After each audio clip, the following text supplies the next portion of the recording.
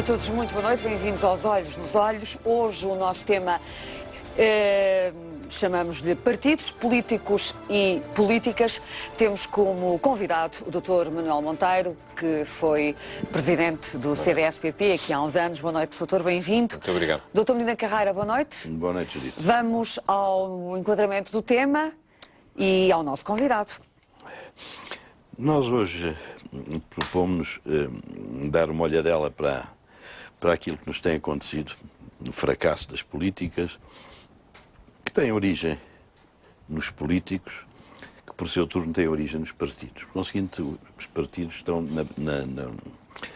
na base de toda esta evolução negativa, cada vez mais negativa, em que o país tem vivido.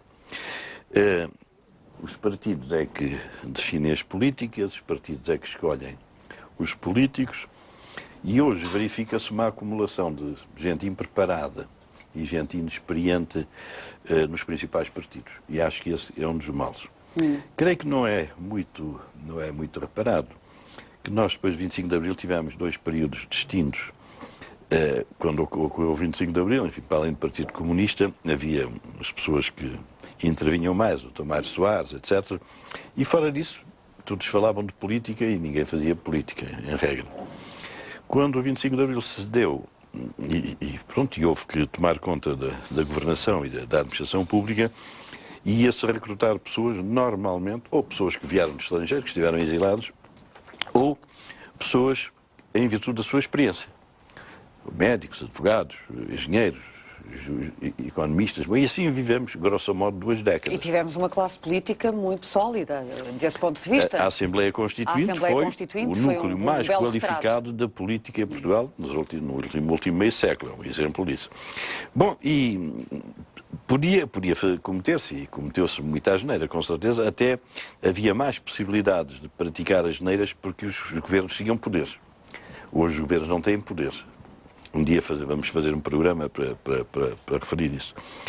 É um poder diferente, não é? É um poder diferente. Não, são poderes efetivos. Ter moeda, fazer moeda, tratar dos juros, tratar da desvalorização, tratar das alfândegas, né? Isto é um conjunto de poderes que os governos, os Estados nacionais perderam.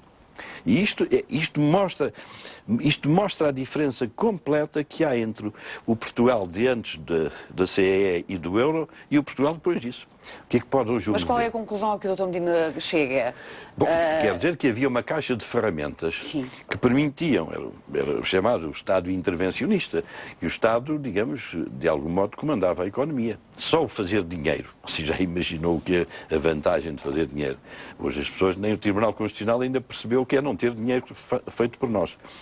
E, portanto, com estas ferramentas e com gente com experiência de vida, mais disparate aqui, menos disparate acolá, vivemos para aí 20 anos. Nesta pendência começaram a entrar para os partidos miúdos, os Jotas, não sei se é assim, o Dr. Manuel Monteiro é que sabe isso. Pronto. O Dr. Manuel Monteiro também foi Jota. Foi presidente. É o único Jota que eu conheço em pessoa. Os outros admito que sejam aquilo que são, mas eu não os conheço pessoalmente. Mas, entretanto... Então não conhece o Pedro Passos Coelho, pessoalmente? Ele é um bocadinho menos Jota. Então ele foi presidente da JFD. Não, eu sei, pois foi, mas ele era presidente. Era menos Jotinha. Eu conheço o Passos Coelho há 20 e tal anos. Olhe pela mão, sabe de quem? Não. Do seu companheiro de programa ao domingo, do professor Marcelo Rebelo de Sousa. Ah, sim? Foi o professor Marcelo que apresentou o Passos Coelho?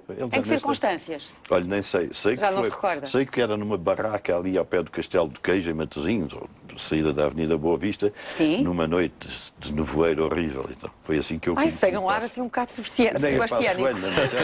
Nem Passos Coelho, nem o Marcelo Rebelo de Sousa devem lembrar-se desse episódio. Mas eu lembro por causa do nevoeiro, do desagradável, do clima que fazia nesse dia. Mas, entretanto, foram aparecendo estes Jotas, que eu creio que pensaram que por ter um título, valesse ele o que valesse, era suficiente e estar ali dentro. E juntou-se um grupo de gente profissional que hoje depende disso. Que é escolhido pelo chefe, que vai embora se o chefe quer mandar embora, que tem que obedecer ao chefe, que não tem experiência da vida, que tem família, tem mulher e filhos e o ordenado depende do Estado e do chefe, e por conseguinte isto adulterou por completo a qualidade dos partidos e da sua capacidade. E a meu ver, uma grande parte do fracasso a que chegámos foi a ocupação do Estado por umas dezenas de pessoas inexperientes e impreparadas. Dr. Manuel Monteiro, revê-se neste retrato um bocadinho apocalíptico, digo eu, do Dr. Medina Carreira. Nunca você despreze aquilo que eu digo e que você chama político.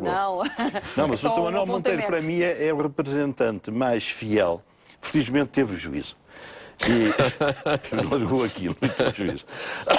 Porque ele entrou, não sei com que idade, para o CDS. 13 anos. Quanto? 13, imagino lá. 13 anos. Bom, esteve lá até aos 30 e tal. Sim. Quer dizer, subiu aquilo tudo por ali fora até presidente. Agora, eu não conheço outro Jota, que pode ser o Passos Coelho, mas o Passos Coelho ainda está lá dentro, mas é que ele partiu cá para fora. Quer dizer, ele percebeu que aquilo era uma shoulder, qualificando rapidamente. E afastou-se. Por assim, ele hoje, a meu ver, e por isso o convidei, ele tem uma capacidade para ser juiz desta realidade que eu não conheço de outra pessoa. Desde Jota até presidente, zangou-se e mandou aquilo tudo à fava. Não sei se há algum outro exemplar. Mas eu não sei e tenho esta dúvida, talvez seja um desconhecimento meu. Não sei, dizia, se o Dr. Manuel Monteiro saiu zangado nestas circunstâncias que o Dr. Medina Carreira acaba de simplificar, ou se foi uma saída em função de circunstâncias políticas e também pessoais, não é? Que têm a ver com a sua relação com Paulo Portas. Ou seja, foi uma saída a contragosto e não uma saída voluntária, como o Dr. Medina Carreira acabou por equacionar. Não, eu para avisar o Dr. para Manuel Monteiro que a Judite pega logo numa coisa pessoal. Pessoal? Sim, é contar a história de Paulo Portas e dele que entrou, dele que saiu. Não, porque o Dr. Medina Carreira está a fazer referência a um conjunto de pessoas, fez referência a pessoas que entram na vida política e que, num determinado momento, ficam desiludidas e saem pelo seu próprio pé. Eu não tenho a certeza que tenha sido isso que aconteceu com o Dr. Manuel Monteiro. Percebe? Portanto, ou seja, esse desapego em relação ao poder, não sei se é assim tão simplificável como o Dr. Medina Carreira disse. Não, claro que não foi tão simples não, como mas deixe-me já agora, começando pelo fim, agradecendo imenso, dizer-lhe o seguinte. Eu tive muitos convites, até para ser membro do governo do Dr. Durão Barroso, onde estava o Dr. Paulo Portas. E eu fui convidado pelo Dr. Ribeiro Castro, a pedido do Dr. Paulo Portas, já depois de me ter zangado com ele, para ser deputado. E não aceitei. E, portanto, tem aqui dois testemunhos concretos em que eu disse não a convites que me estavam a ser feitos para poder continuar a ter um desempenho na função política. Eu disse não. Acabou, eu não acredito nessas pessoas que aí estão, seguramente vão ter o maior sucesso, mas eu disse não. E, portanto, como em determinada altura, quando eu saio de presidente do CDS, PP, Partido Popular, eu sou sondado para representar Portugal na administração do Banco Europeu de Reconstrução e Desenvolvimento. E eu disse não. E até me foi dito na altura quanto é que eu ia ganhar. E eu disse não. Esse banco tem sede em Londres? Tem sede em Londres e, como sabe, o BERD, exatamente. E eu disse que não. E, portanto, repare, eu tive imensas propostas, imensas oportunidades de poder ter uma carreira política, não no plano da Assembleia da República, etc., simpática, altamente remunerada, e disse que não. Houve muita gente que disse, os telespectadores vão me desculpar, as pessoas aí, o Dr. Medina Carreira também, foste parda. Disse, não, fui coerente com aquilo que entendia que era a minha posição. Mas já agora... Mas essa desilusão, esse despojamento em relação à vida partidária ativa e de certa forma, a uma certa ideia de poder, aconteceu em que circunstâncias?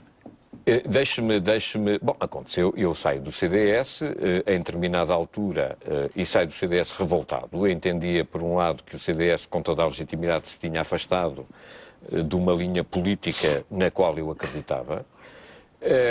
Depois saio afastado por pressentir que o CDS era um partido totalmente integrado na lógica do sistema, mesmo que condenasse e criticasse o sistema. E depois procurei lançar uma formação política nova e fui derrotado. É tão simples quanto isso. Portanto, os portugueses não entenderam a minha mensagem e eu disse, bom, não vou estar aqui. Aliás, havia situações tão caricatas quanto esta.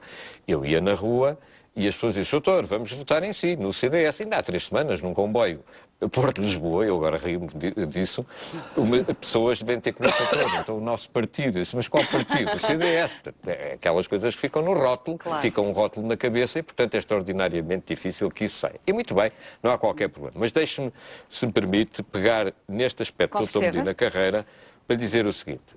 Eu aderi à juventude centrista como simpatizante, vindo do movimento associativo. Do movimento associativo, neste caso concreto do Liceu Passos Manuel.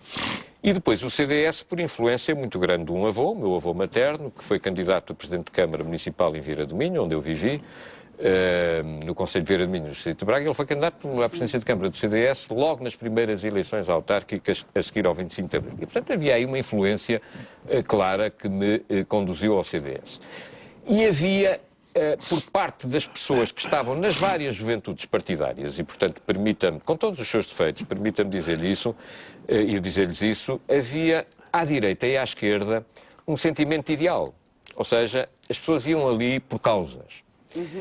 E eu recordo-me que, nomeadamente no CDS, as primeiras, eu estou à vontade, não fui das primeiras direções da Juventude Centrista, os primeiros dirigentes da Juventude Centrista eram pessoas com formação académica. Estão agora reformados.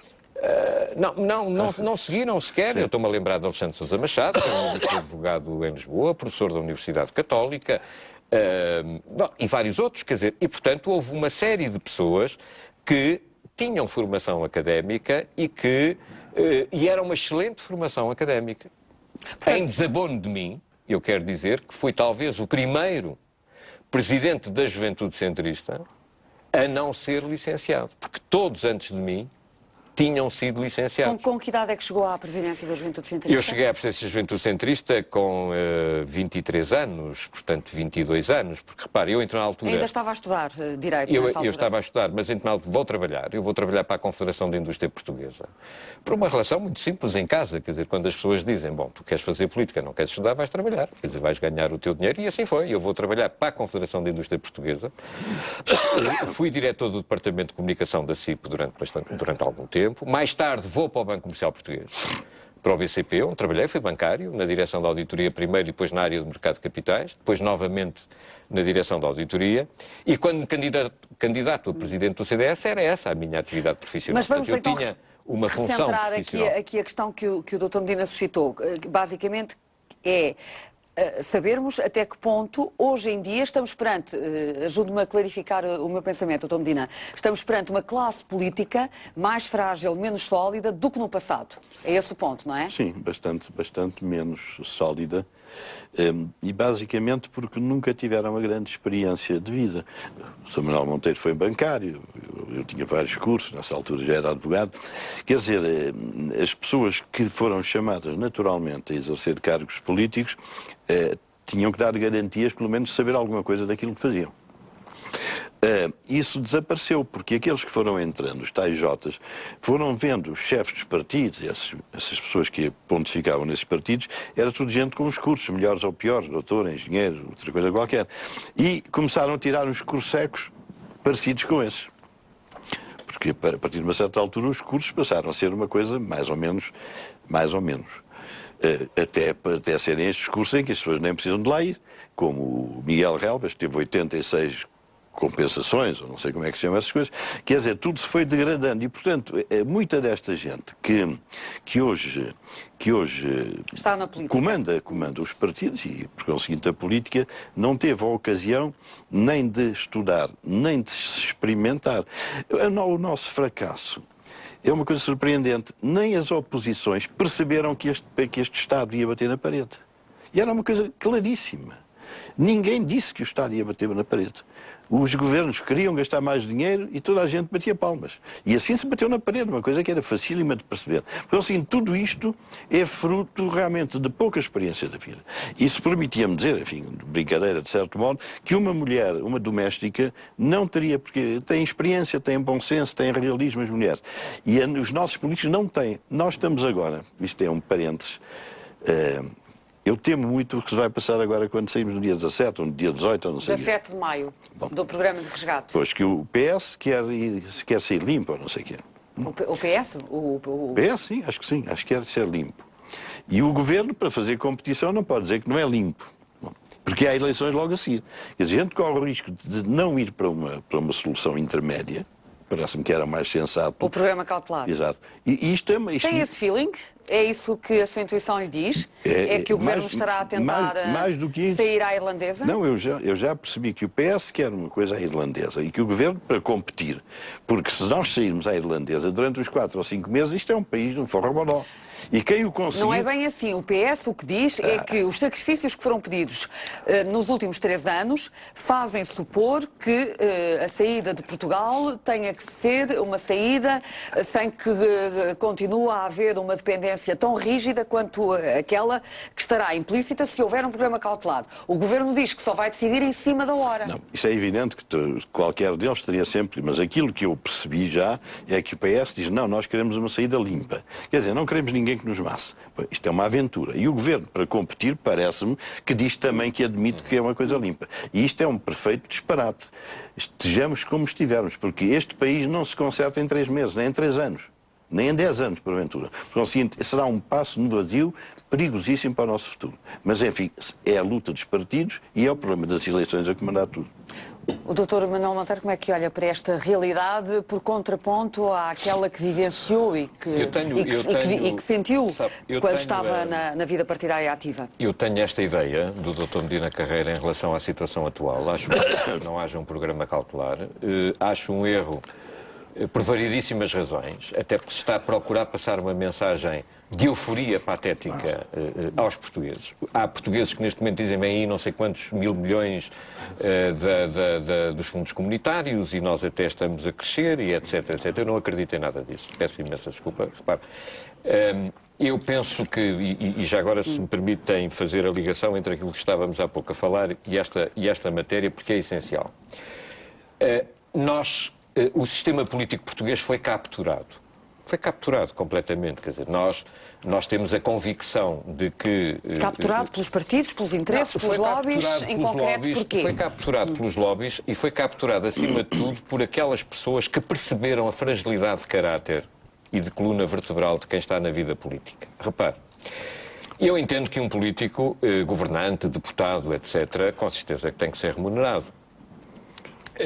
Mas quem vai para a atividade política não pode ter a pretensão de querer ter aquilo que vê num empresário. Não pode querer. E se quer ter, vai para empresário. Mas nós passamos a ter uma classe dirigente, e isso é gritante para mim, do ponto de vista do futuro de Portugal, que tem uma ambição desmedida de alcançar o poder, não para pôr em prática um ideal, seja ele qual for, seja um de esquerda, seja um de direita, mas para triunfar pessoalmente, ele e a sua clique. Eu, que tinha deficiências estruturais, como é óbvio, não tinha experiência de vida ou muita experiência de vida, tinha uma profissão, depois licenciei-me na Universidade Católica de Lisboa, em Direito, onde aliás tinha iniciado o meu curso, mas procurei que o grupo parlamentar do CDS, se recordam, fosse constituído por pessoas novas, por pessoas menos novas e por pessoas mais velhas, se a expressão me é permitida, com outra experiência de vida.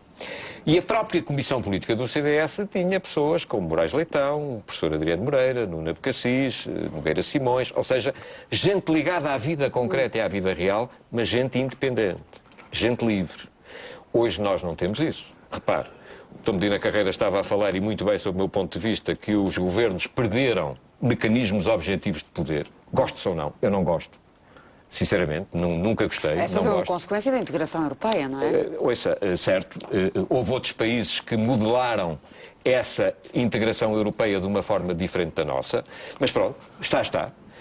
Mas a verdade é que nós continuamos a votar sistematicamente nas eleições para a Assembleia da República, convencidos que aqueles deputados mandam exatamente o mesmo que mandavam antes de entrarmos na Comunidade Económica Europeia. Mas o que é mais grave para mim é que em todas as campanhas eleitorais, aqueles que se apresentam às eleições deem a entender aos cidadãos de que vão resolver os problemas deles se tiverem o seu voto. É mentira. Mas é mentira nas eleições para a Assembleia da República como é mentira nas eleições para a Presidência da República. Mas qual é a alternativa? Era A não haver alternativa é deputados? mudar. Era o quê? A alternativa é mudar completamente. A alternativa primeira é denunciar isto. Sim. É dizer aos portugueses que há anos em que cerca de 70%, eu estou a fazer um trabalho nesse âmbito na Academia, na Universidade de Lusíada, cerca de 70% das leis que dizem respeito à nossa vida, à nossa e à dos portugueses que nos ouvem, não são feitas na fábrica da Assembleia da República. Ora, se cerca de 70% das leis que orientam a nossa vida não são feitas na Assembleia da República, eu tenho o direito de perguntar para que é que eu quero ter tantos deputados. Para que é que eu quero ter tantos ministros? Para que é que eu quero ter tantos secretários de Estado? Mas isto é tão grave que mesmo nas eleições presidenciais, mesmo os candidatos sabendo que não vão mandar nada, apresentam programas eleitorais aos cidadãos sobre a saúde, a educação, a cor do cão, a cor do automóvel, E depois não estão em etc. condições de cumprir, não E é? que depois não estão em condições de cumprir. E o que a mim me espanta é que os portugueses ainda acreditem nisto. Eu, nas últimas eleições, pela primeira vez na minha vida, abstive-me. Não sei se vou votar nestas eleições. Isto é horrível o que eu estou a dizer. Nas eleições europeias? Sim, não sei se vou votar.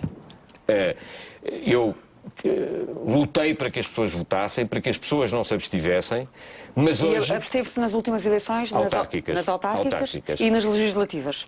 Nas Votou legislativas, no CDS? Não votei no CDS. Votou no PSD? Eu não lhe vou revelar o meu voto, mas eu dei Judito gosta de saber tudo. Dei um voto. Ouça, Você está no tive uma confessionário. confiança, não, mas tudo bem. Eu tive uma confiança e uma esperança muito grande em Passos Coelho. Quero dizer isso aqui, é da minha geração, uma pessoa que reputo de séria. Sou hoje um desiludido em relação à ação do Governo, em pequenas coisas.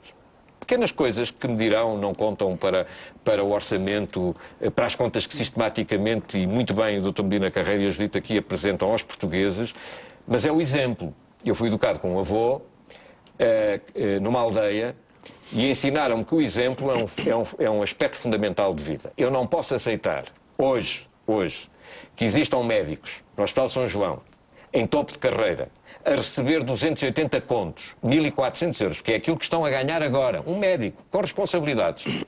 Note, um professor universitário com doutoramento no Estado a ganhar 200 e tal contos, 1.400 euros, 1.300 euros. É isto de que estamos a falar.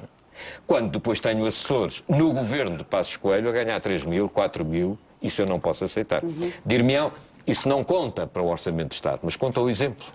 Porque se me estão a pedir a mim rigor e sacrifício, e eu tenho que o aceitar porque o país chegou onde chegou, eu espero que aquele que está à minha frente, que o meu dirigente, faça exatamente o mesmo. Doutor Medina Carreira, deixe-me ouvir a sua opinião sobre este contributo que tem a ver com a ideia de que, quando falou em sequestro, não é?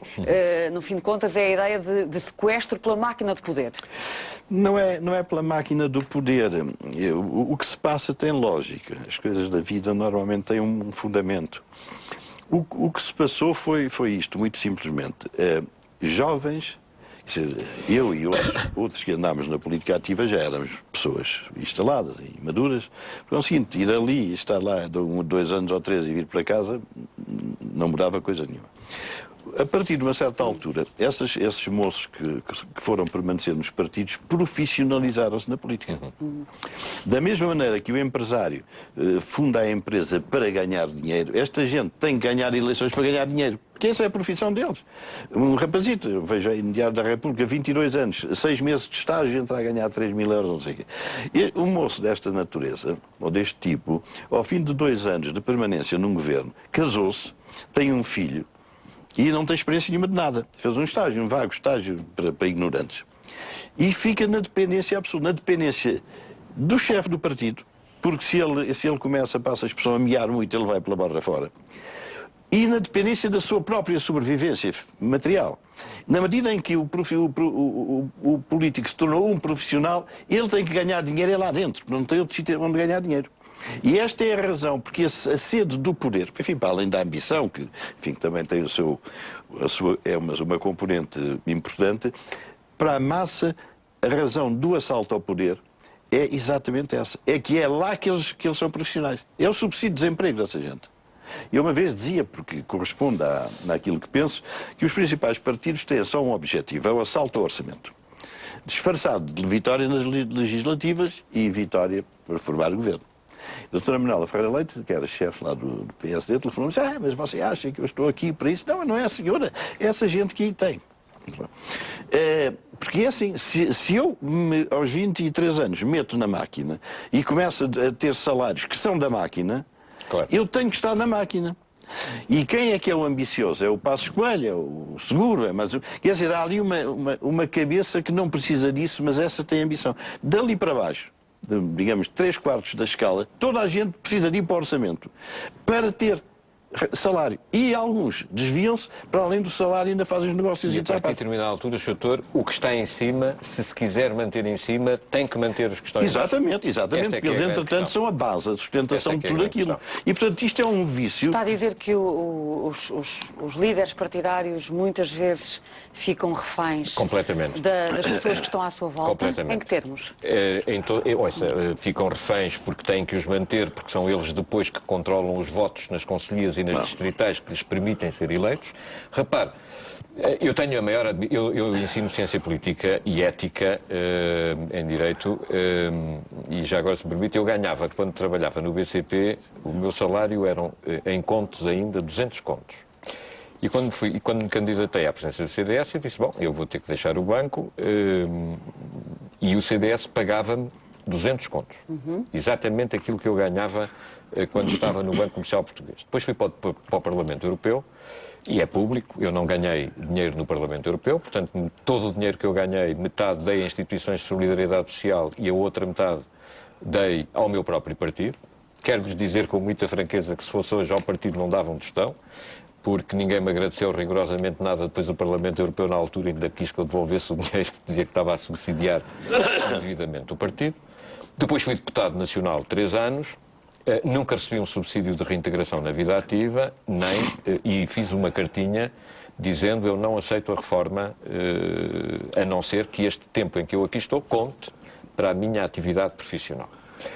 Ora, dito isto, o que eu lhe quero dizer é o seguinte: a partir de determinada altura, há pessoas, e é por isso que eu sou favorável à limitação dos mandatos, há pessoas que chegam aos cargos político-partidários cheios de boas intenções, porque há gente séria, há gente válida, em todos os partidos.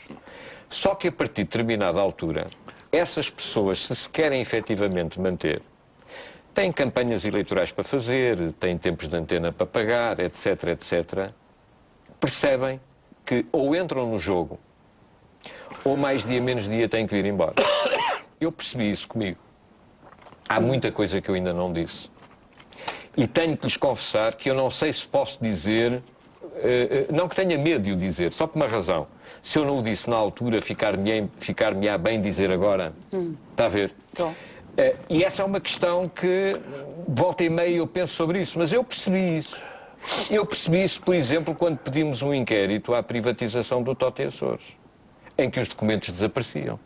Eu pedia documentos ao Banco de Portugal e pedia documentos à Presidência do Conselho de Ministros, à Secretaria-Geral da Presidência do Conselho de Ministros. E não lhe davam. Os documentos tinham desaparecido. Ou seja, quando você começa verdadeiramente a mexer no sistema, o sistema são pessoas. Mexer no sistema, as reformas do Estado. Porquê é que não há reforma do Estado? Não há reforma do Estado porque, e nisso o Sr. Dr. Medina Carreira vai-me desculpar, não é o desgraçado do professor como eu que ganha pouco, ou do médico, ou do reformado, mas há muita gente que tem empresas privadas. Como nós sabemos, Portugal é um país muito pequeno.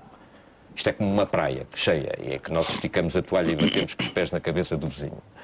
Nós sabemos que há muita gente que, embora tenha grandes empresas privadas, e são apresentados na TVI, na SIC, na RTP, como grandes empresários, vivem à custa do Estado.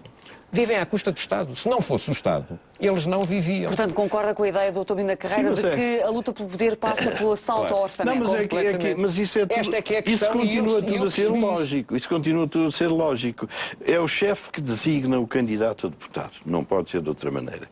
O candidato mete-se dentro da Assembleia, ou seja, onde seja, e começa a viver profissionalmente aquilo.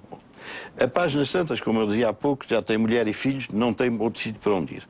Bom, e ele passa a ser uma peça essencial nas entranhas do partido. E depois começam a vir esses 40 ou 50 pessoas que a gente conhece, que se atrelam a esses dependentes. Porque são eles que dentro manejam os contratos e manejam tudo. E, portanto, cria-se depois uma dependência em que eles, para sobreviver, fazem-se com esses 50 portugueses que tomam conta deles. Quer dizer, isto é tudo um problema de dinheiro de A a Z. E tudo isto vem de duas coisas. Primeiro é o sistema eleitoral. Não é um sistema competitivo. Qualquer azelha ganha desde que o chefe o meta lá. Cuidado com o seu xarope, doutor Medina. Você não diga... Você está cheio de vontade de dizer ao público que eu tenho que o xarope. Não, é que o doutor Medina Carreira anda constipado há umas semanas. E agora dá-se a circunstância de ter mesmo que trazer o xarope cá para o programa. Não é amargo, não é amargo. Este é doce. Não. Portanto, a pessoa nasce pela mão do chefe, sobrevive como elemento da máquina. Mas também não é tudo assim, doutor Medina Carreira. Quem nos está a ouvir, enfim, isto é uma democracia que... A democracia está apoiada em partidos, não é?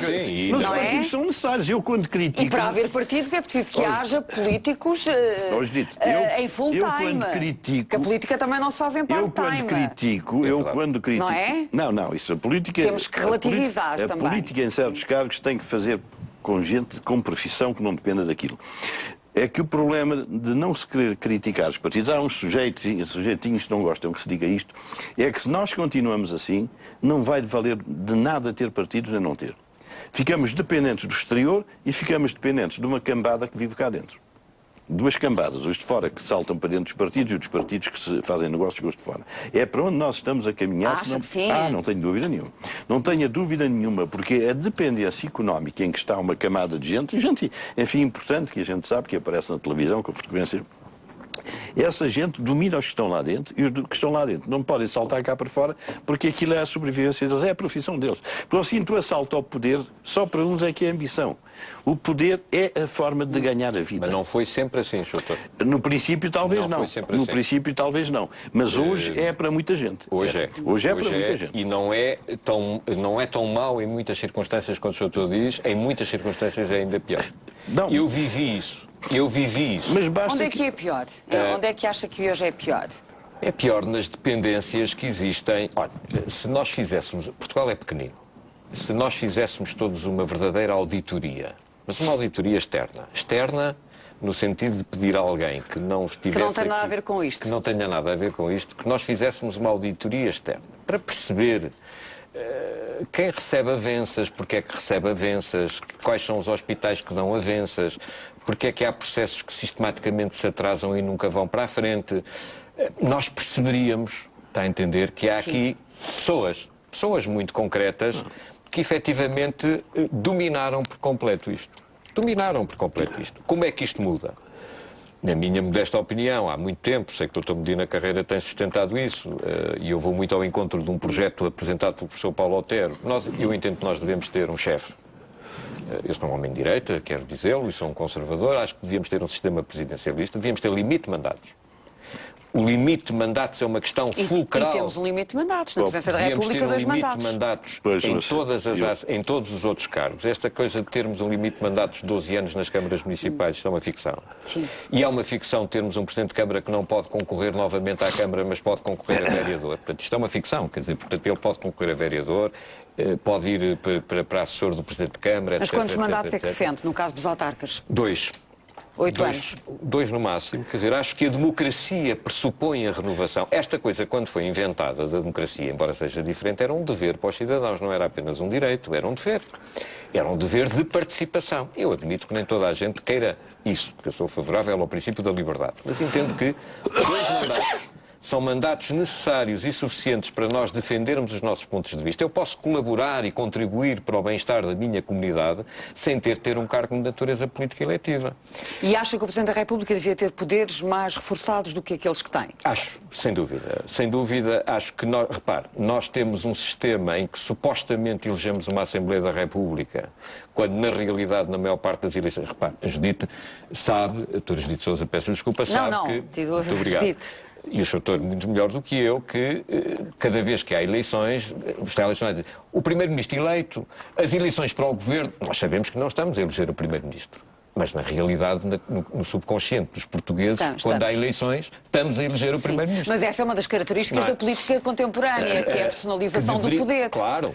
Ora bem, eu sou totalmente favorável a essa personalização. Acho que é fundamental que exista essa personalização, mas uma personalização clara. Por isso sou favorável ao presidencialismo em que o chefe de Estado seja também. E o Dr. Medina também defende essa ideia? Eu também sou, mas não é com 2 mandatos, é só com um de 6 ou 7 anos. Sim, sim. Aumentando até os 5 para 7 anos. A nossa experiência... O professor Marcelo também já defende essa ideia. Sim, já, pronto, ainda bem. Então espero que ele lá chegue. Teria o seu voto. Sim, sim. Não, é porque a experiência mostra-nos que o primeiro mandato é assim a arrastar os pés e tal, ficar bem com toda a gente. E depois, quando chega quase ao fim do mandato, é que se começa a dizer que isto está tudo muito mal e tal. Mas aí já não causa estragos, já se tem a eleição mais ou menos amanhada e já sabe quem são os adversários que não valem nada e tal. E, assim e depois, no segundo mandato, já se pode fazer uma série de coisas. No segundo mandato, logo na posse, começa-se a gritar alto. Está a criticar o professor Cavaco Silva. Sim, estou a criticar o professor Cavaco Silva, claro que sim, claro que sim. O discurso presidencial que acabou por terminar ou influenciar. Muito antes daquilo que disse, que isto estava numa situação explosiva, ele sabia que isto estava numa situação explosiva. Ele sabia que estava numa situação... Ele é economista, eu não sou. Eu fazia 3 contas, sabia isso? Como é que ele não sabia? Mas ele lançou vários avisos. Não. Lançou não. carreira. Eu fui mandatário dele em Lisboa na primeira eleição. E sei perfeitamente aquilo que estou a dizer. Ele deveria ter avisado o país muito mais cedo que caminhava para o estouro. Mas o que eu ia dizer é, para mim o presidencialismo tem a virtude... sabe que há 2 coisas que eu entendo que é preciso preservar. É uma certa centralização do poder e uma total centralização do dinheiro. Em Portugal, só o Ministro das Finanças é que devia passar cheques. Ou um delegado. Isso era preciso que o dia não tivesse 24 horas. Não, ele ficava ali com 3 assessores de confiança, perguntava, Sr. Fulano, eu posso passar o cheque? Passo o cheque. Não era ele que preenchia. Porque quando há 3 pessoas a mandar o dinheiro, há logo sarilho. E a centralização do poder, porque eu creio que era o caminho mais eficaz de adormecer um pouco estas faunas partidárias. Sendo chefe do Estado, chefe do Governo, estava muito mais distante deste dia-a-dia, desta gente que anda por aí a tratar da sua vida. Não sei. A experiência francesa não nos tem dado esses sinais, não é? Não nos tem dado esses sinais de que os problemas sejam resolvidos e bem resolvidos, não é? Você está a olhar para o Hollande. Estou a olhar para o sistema político, para o sistema presidencial francês. O sistema político francês é um sistema que se aproxima mais daquilo que eu julgo, e aliás foi o General de Gaulle que o criou. Foi ele que inaugurou a Quinta República. Quem participa nas cimeiras europeias é o Presidente Hollande, não é o Primeiro-Ministro francês. Eu defendo um presidencialismo mais do que o francês. Eu também. A americana. O Presidente ser também o chefe do Governo. Sim. E chefe das Forças Armadas. Sem Primeiro-Ministro. Sim. Porque acho que mas não é essa a tradição europeia, preciso um certo distanciamento em relação a esta fauna que anda por aí a pulular. Percebe? Sim. E dinheiro, acho que deve ser muito mais centralizado. Dr. Medina Carreira, e a relação de causalidade entre a classe política, a sua experiência, a sua retaguarda ou a inexistência de experiência e de retaguarda e a situação económica a que chegamos? Hoje dito, aquilo que aconteceu a Portugal, eu acho que só pode acontecer num sistema partidário onde as pessoas estão a dormir a sesta. Porque nós criámos compromissos financeiros, nós estourámos-nos, não foi por causa da crise internacional, a gente chegava lá sozinho. E ninguém levantou o problema, ninguém criticou, nem a oposição, nem partidos do governo, nem nada. E nós caminhámos cegamente para a parede. Como a consulta dos números permite perfeitamente identificar. Ora, a responsabilidade, enfim, das decisões era de um governo, mas a responsabilidade final é de todo o sistema político. Porque nenhuma pessoa de alta importância no xadrez político disse a tempo: nós vamos estourar. Ninguém disse. Ninguém. Alguns economistas e alguns comentadores como eu esboçaram essa ideia. Mas dentro da máquina ninguém disse. Nós caminhamos cegamente para bater com a cabeça da parede. E se nós não mudamos o sistema partidário e o sistema institucional do poder, nós vamos bater outra vez com a cabeça na parede. E o que nos pode atrasar é uma tutela externa. Doutor Manuel Monteiro, como é que vê a situação Eu vejo em que o país vejo se encontra, não é? Do ponto de vista económico e financeiro. Enfim, aproximamos do fim do programa de resgate, não sabemos bem em que circunstâncias. Repare, eu sou um cidadão e, portanto, se à minha volta as coisas estão más, isso afeta-me. E, portanto, acho que ninguém de bom senso quer mal para o seu próprio país e para a sua própria comunidade e, portanto, quer ter expectativa positiva, em,bora veja isso com preocupação. Eu lembro-me, na década de 90, e nisso o Dr. Medina Carreira perdoar, se bem entendi o seu raciocínio, nesse aspecto não o acompanho completamente. Na década de 90, eu era presidente do Partido Popular, eu fui considerado neste país radical, extremista, fazia-se caricaturas quando eu dizia que era preciso produzir leite, etc, etc, etc. E as pescas, e andei com os pescadores, e essa coisa toda. E eu, na altura, dizia, não era apenas eu, mas era uma das pessoas que dizia, isto vai dar mal. Isto vai dar mal porque convenceram o povo. Eu um dia disse ao professor Cavaco Silva, era eu, primeiro-ministro, sabes, doutor, o seguinte. Há aí um anúncio que passa todos os dias na RTP que dizia que Portugal recebia qualquer coisa como 1 milhão de contos por dia. Contos. E recebia. E eu disse ao Dr. Cavaco Silva na altura o seguinte, olha, isto vai dar mal, porque os portugueses fazem contas, dizem 1 milhão de contos por dia, 30 milhões de contos ao mês, nós somos 10 milhões, isto dividido vai dar para todos sem trabalhar. Eu fui educado na lógica de que para ter coisas é preciso produzir, é preciso criar riqueza. E a mensagem que foi passada, e eu nisso, perdoar-me-ão, critico também Cavaco Silva, porque acho que os seus governos foram corresponsáveis nessa matéria. A mensagem que foi passada foi a mensagem de que nós poderíamos ganhar o oásis e o céu sem fazer rigorosamente nada. E a prova está à vista. Depois acho que nos precipitámos a entrar quando entramos naquela época no euro, e que nos precipitámos em ter aceite aquela valorização, aquela conversão do euro. E tudo isso somado, a ausência de indústria, a ausência de pesca, a ausência de agricultura, tudo isso somado a uma lógica interna que o Sr. Doutor tantas vezes denuncia, e bem, de distribuição de dinheiro, dizendo assim, você agora vai fazer soja, porque vai ter subsídios para fazer soja.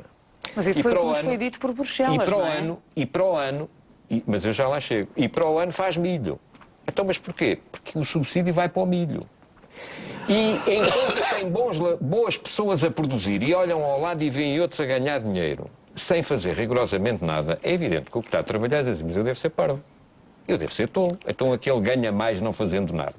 E no meio de tudo isto, os nossos amigos de Bruxelas, e aí eu também os responsabilizo, sem querer responsabilizar minimamente o que se passou cá dentro, os nossos amigos de Bruxelas faziam relatórios a dizer que nós éramos o excelente aluno, o bom aluno. Era a conversa. O bom aluno português. E o bom aluno português convenceu-se que de facto era um bom aluno quando era um péssimo aluno. E isso contribuiu, quer dizer, todos estes fatores, na pirâmide, seguramente o que pesa mais é a nossa responsabilidade. Sem dúvida nenhuma. A nossa irresponsabilidade. Mas a nossa irresponsabilidade, associada a estes outros fatores, a que a Comissão Europeia e Bruxelas não são isentas de responsabilidades sob o meu ponto de vista, contribuíram para nós hoje termos uma situação muito má. Muito má. Eu, estou contentíssimo com esta conversa de que estamos a subir e que estamos a crescer e que os mercados estão a funcionar muitíssimo bem. Eu espero que isto se mantenha depois das eleições europeias. E que depois das eleições europeias este crescimento todo que está a ser apresentado se verifique, mas eu tenho as maiores dúvidas porque, apesar de haver alguns sinais, há bocado telefonava um amigo a perguntar-lhe o que é que ele pensava que está ligado à atividade económica, ele dizia sim, em termos de recuperação. Sim. Mas a verdade é que a dimensão que é preciso ter para que este país cresça e para que muitos abusos que continuam a ser feitos na máquina do Estado desapareçam... É preciso que muita coisa seja alterada. Dr. Medina. O que de facto é desanimador. Nós precisamos de crescer, mas para crescer precisamos de investimento. E nós não estamos a fazer nada de sério para obter investimento. Não basta ir um ministro lá fora e dizer venham para cá que somos bons rapazes e tal, ou entregar umas casas a chineses para ficarem com um passaporte no Schengen e tal. Nós não estamos a fazer nada do essencial. Ultimamente, enfim, pelas notícias que vieram publicadas, parece que o setor onde se avançou com alguma coerência mais e mais eficazmente foi a justiça. Fora disso, eu não estou a ver coisa nenhuma que se esteja a fazer. Nem... Na saúde também se fizeram Sim, não, mas a alterações saúde está numa importantes, situação não é? defensiva. Não, mas a saúde está numa posição defensiva por causa das finanças. E a Sim. justiça está numa posição ofensiva. Agora, não estamos a fazer nada para se investir. Não é a ida do Ministro do Comércio ou do Vice-Primeiro-Ministro, venham para cá que somos bons rapazes e tal, acreditem em mim que eu também sou bom rapaz. Então está cético em relação à forma como vamos gerir os 22 mil milhões de euros do próximo quadro comunitário de Estou cético apoio? quanto à saída, porque a gente corre o risco, por causa destas manhas partidárias, de ir para sair limpamente, como dizem. Porque isso é a maior desgraça que nos pode acontecer, é sairmos limpamente. Até porque nós temos uma meta, que é o Pacto Orçamental, que nos obriga a chegar a um equilíbrio orçamental. E se nós somos entregues a nós próprios, nós nunca mais arrumamos coisa nenhuma. Você não acredita que as coisas difíceis sejam assumidas. Mas o Governo já conseguiu, este ano, 2013, um déficit inferior a 5,5%. Ó, Judite, mas o Governo está a fazer isso, mas quem é que está atrás do Governo? A Troika. Ah, bom. Tá bem. Ponha a Troika lá fora e deixe cá esta gente sozinha numa posição... Mas não é o Dr. Medina Carreira que tem dito que nós vamos continuar a ser tutelados pela Troika de uma outra forma Exato. a partir de maio? Exatamente. E porque este jogo do limpo é uma aldrabice, como é evidente. E se fizermos isso, vamos andar anos para trás, porque eles vão estar em cima de nós. Ninguém no centro da Europa manda para cá garantias, nem dinheiro, se não tomar conta disto. Ou você acredita? Você, imagine que lá na sua rua eu tenho um vadio que se droga e tal. Você vai Até o Dr. Manuel Monteiro se está a rir com as metáforas. Você vai dizer, olha, tem aqui um crédito de 500 mil euros para se distrair. É aquilo que olham para nós. Dr. Manuel Monteiro, é certo que a situação das contas públicas portuguesas é complexa, não é? Embora se tenham... Quer dizer, fizeram-se avanços custa de muitos sacrifícios impostos aos portugueses, Ouça, mas... de medidas de austeridade fortíssimas. É um lugar comum, e eu não gosto de dizer sempre aquilo, lugares comuns, à custa, obviamente, da classe média, quer dizer, era aquilo que eu dizia há pouco. Então, um médico no topo de carreira, no hospital, uma pessoa dedicada a 280 contos, quer dizer, líquidos. Repare, um professor universitário na Faculdade de Direito de Lisboa ganha 200 e poucos contos, acabado de doutorar, quer dizer, isto é de facto complicado. E depois há aqui um aspecto para mim, o Dr. Medina Carreira, aliás, penso que foi no programa anterior, no vosso programa anterior, tocou aqui num ponto que me parece essencial, quando falava, penso que a expressão era a nacionalização da energia. Isso foi há uns 3 ou 4 programas. Foi há uns 3 ou 4 programas, peço desculpa. Eu volto e meia depois vejo-os repetidos e, portanto, peço-me desculpa. E eu concordo com ele. Não, é que se aquilo dá tanto dinheiro, é melhor então vir para nós. Não. E sabe porquê? Concordo. Foi imposto pela Troika. Não, mas ouça, as privatizações, o programa de privatizações. Mas sabe eu sei que não foi imposto pelo Nuno Moreira. Mas sabe a falsidade disto para mim?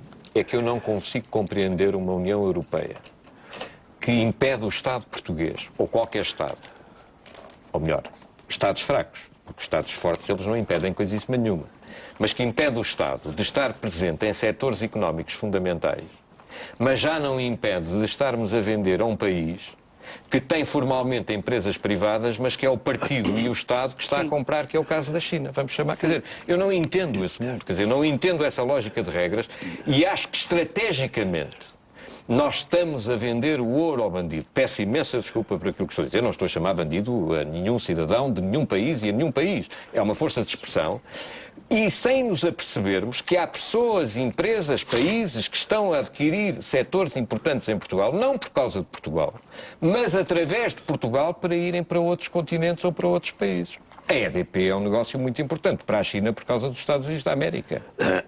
Ponto final. Quer dizer, não é por causa apenas de Portugal. Não, isso um bairro de Xangai deve vender mais eletricidade. Quer dizer, no fim de contas, o Dr. Manuel Monteiro está a insurgir-se e a identificar os pontos negros do capitalismo de hoje. Ouça, e estou a identificar os pontos negros de uma classe política que não é livre, que não é independente, que se vendeu a esse capitalismo selvagem e que quer beneficiar com as vantagens, ou porque quer ir de férias para a praia num determinado sítio, ou para um determinado hotel, ou para uma determinada estância turística na Suíça, ou porque quer ter o carro que o vizinho tem.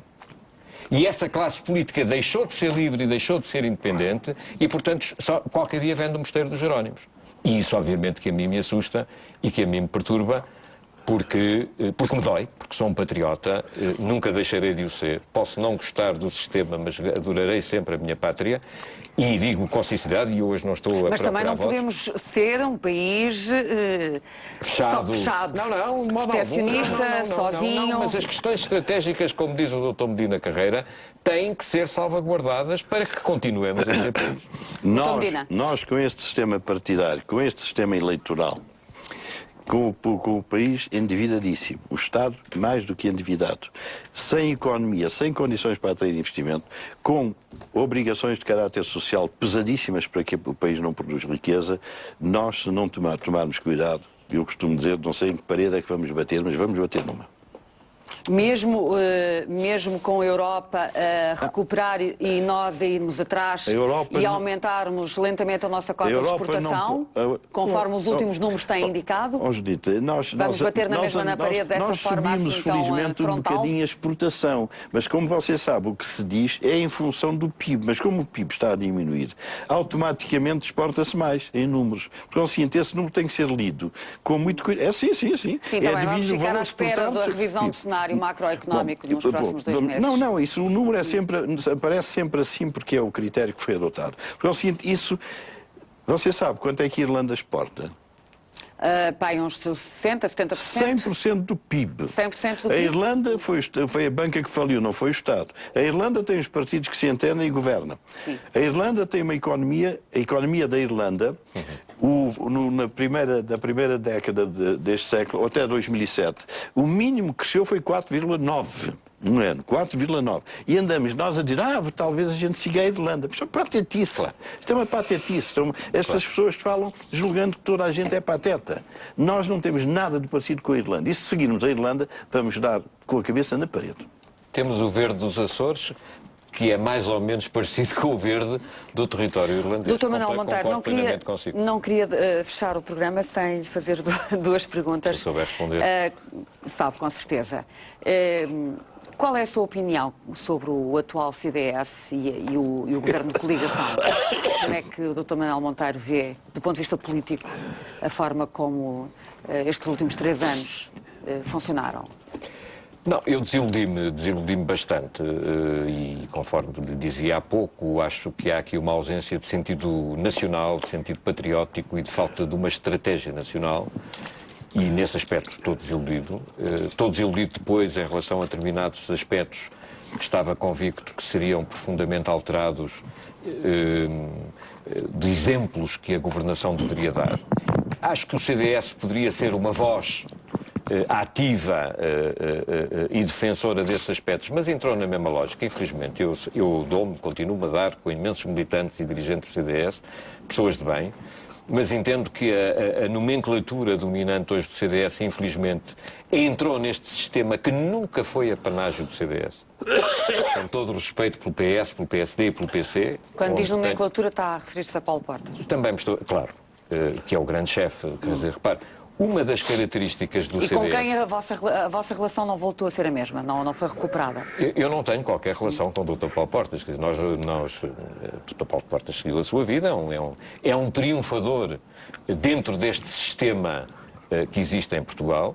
Nesse aspecto desejo-lhe a melhor sorte. Eu gostava que ele fosse um triunfador também para o próprio país. Não é essa a minha visão. O CDS, uma das marcas do CDS e também do Partido Popular, era de ser um partido contra essa lógica sistémica. Quem estava no CDS não estava propriamente a dizer assim, eu vou para ali porque vou ser isto, ou vou ser aquilo, ou vou ganhar este dinheiro, etc, etc. O CDS hoje, infelizmente, numa certa classe dirigente é exatamente a mesma coisa e, portanto, isso eu lamento, tenho imensa pena, porque isso não reflete aquilo que foi o CDS, nem foi o Partido Popular. Não, mas sabe que eu enfim, sem me querer meter, foi-se a seara alheia, eu acho que o CDS está, digamos, a revelar as reações típicas de um partido que está no poder. Quer dizer, quando está fora, tem um certo tipo de projetos, de valores, de princípios. Quando está dentro, tem que viver o que é possível viver, sabe? Para mim isto é muito claro. Todos os partidos hoje em Portugal têm que viver dentro daquilo que é possível viver. Essa gente que diz, olha, as pensões o governo baixa, quando eu ganhar as eleições eu vou restituir-lhe o dinheiro. Isto é uma pantominice, como é evidente. Isto é uma pantomina. Não é? Bom, de maneira que eu não julgo os partidos, para mim o julgamento depende do sítio em que eles estão. Aliás, eu quando estou na televisão a ver de políticos, eu estou a pensar, se aquele passasse para o lugar do outro, dizia o que o outro diz. E se aquele passasse para o lugar daquele, diz o que aquele diz. Está toda a gente a mentir. A mentir. Sobre problemas essenciais, a mentira é a regra da vida política portuguesa. Só com as mentiras todas que nós acumulamos é que chegamos ao estado em que estamos. Se houvesse verdade dessa gente que anda muito furiosa contra o governo e contra a situação, se tivessem tido a mesma fúria antes, nós não tínhamos chegado onde estamos. É porque também não vai votar. Hein? Também não vai votar. Não sei, é que eu não sei quem é que vou votar. Dr. Manuel Monteiro, muito obrigada por ter vindo esta noite ao nosso programa. Dr. Medina Carreira, estaremos de volta de hoje a uma semana com Henrique Neto e o tema será o relançamento da economia portuguesa. É que parece que ele tem umas ideias sobre o relançamento. Eu agarrei logo nele. Vamos ver como é que são essas ideias. Boa noite, até de hoje a uma semana.